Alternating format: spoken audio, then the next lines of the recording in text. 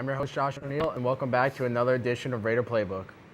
With fall sports winding down, let's take a look at our updated playbook. We kick off with an inside look at our football team. Coach DeGregorio has led the football team to a record of 5-5. They came up short against Group 3 opponent Voorhees. Nice season, Raiders. Continuing with football, senior running back Nick Monero has earned this week's Raider Player of the Week with his outstanding performance against the Chatham Cougars. Nick totaled 201 yards and 1 touchdown on 17 carries. Field producer Phil Amos follows him up close and personal as the team visited Parsippany Hills. He will be joining us later in the studio. On the flip side, the cheerleading team won their first competition of the year in the Cheer for the Cure competition. This is their second consecutive first-place finish, giving them 8 wins out of 9 in this competition. Congrats, girls. Picking up the pace, the boys cross-country team now has a record of 4-7, led by Richmond commit Jimmy Quinn. With the season over, the team looks to move past sectionals and advance all the way to states. Keep running and never look back. The girls cross-country team now has a record of 8-6, led by captains Ellie McCreesh and Taylor Waddleton. Similar to the boys, they look to progress all the way to states and bring back some silverware. Keep on running, girls. On the tennis court, Coach Martin and the tennis team finished with a record of 6-10. Good season, girls.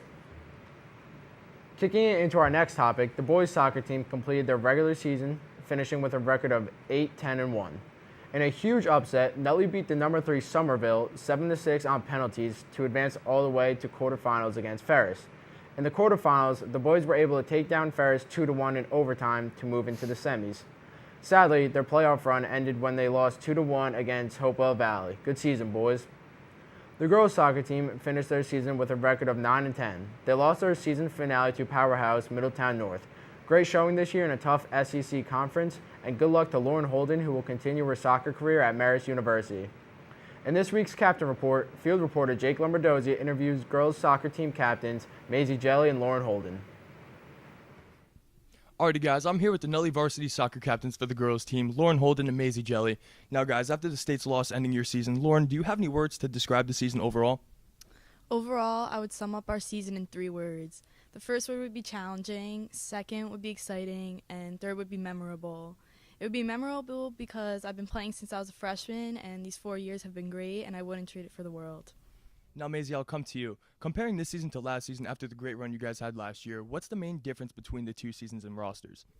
I definitely think it would be because last year we had 2 key players, Jenny Callahan and Zoe Steck, who are both D1 commits, and underclassmen and everyone else on the team had to step up in positions that they weren't familiar with, so that's definitely the biggest difference. Now, would you guys have a fondest memory that you'd like to explain to the viewers? My fondest memory would have to be when we were freshmen. We beat West Morris to head into the semifinals. It was the most exciting game ever, and I remember it like it was yesterday.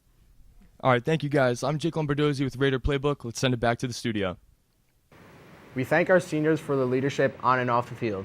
Now joining us in the studio is Player of the Week, senior running back Nick Monero. Welcome to the show, Nick. Hey Josh, thank you for having me. Can you tell our viewers how you prepared for the successful season you had this year? Well, one of the things I did was over the summer, I've been working with our strength trainer at the school, Don Slary, and also going to fields with some of my teammates trying to work on our game. What are your goals for the remainder of the season? One of my goals coming into the season was to rush for over 1,000 yards, and I achieved that this season. That's a great achievement to have. Do you have any aspiration to play at the next level? I do. I will continue my career either at Lafayette University or Rowan University.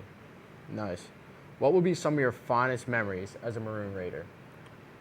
One of the best memories I've had was beating Montclair my sophomore year. They were a very good team. We haven't beat them in years, and we beat them my sophomore year. It was a great feeling. All right.